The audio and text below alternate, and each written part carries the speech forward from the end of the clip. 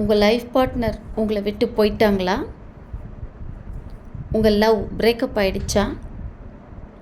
வாழ்க்கையில் நீங்கள் தோத்துட்டதா ஃபீல் பண்ணுறீங்களா?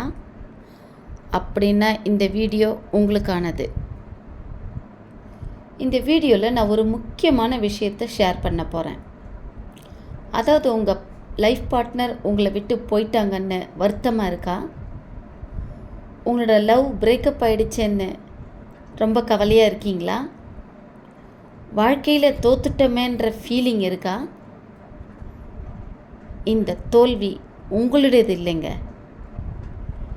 ஃபார் எக்ஸாம்பிள், நீங்கள் ஒருத்தருக்கு ஒரு gift கொடுக்குறீங்க. அவங்க அதை சரியாக வாங்கலைன்னா அது யாருடைய தவறு? அவங்களோட தப்பு தான். அதே மாதிரி தான் நீங்கள் அன்பு செலுத்த தயாராக இருக்கிறப்போ அதை வாங்கிக்க உங்கள் லைஃப் பார்ட்னரோ அல்லது உங்கள் லவ்வரோ மறுத்தா நிச்சயமாக அது உங்கள் தப்பு இல்லை, அது உங்களோட தோல்வியும் இல்லை. லூசர் அவங்க தான்.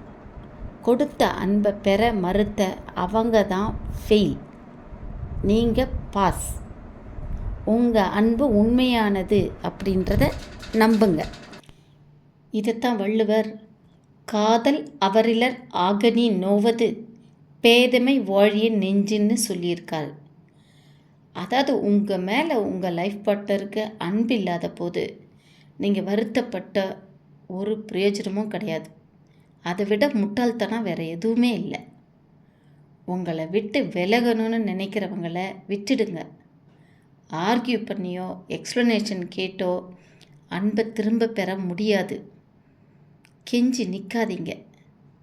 நீங்கள் தோத்துட்டதா நினச்சா அதை விட பாவம் வேறு எதுவும் இல்லை.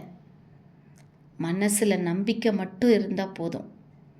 என்னால் முடியும்னு தன்னம்பிக்கையோட பிரச்சனைகளை சேலஞ்சை ஃபேஸ் பண்ணுங்கள். உங்கள் வளர்ச்சிக்காக ஒரு கோல் செட் பண்ணுங்கள். செட் பண்ண கோலை அடைய வழியை தேடுங்க.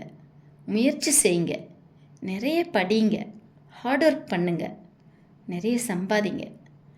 ஒரு நாள் உங்களை வேண்டாம்னு சொன்ன அந்த திரும்பி பார்க்குற அளவுக்கு வளர்ந்து நிற்பீங்க.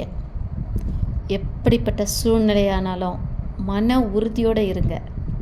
All the best.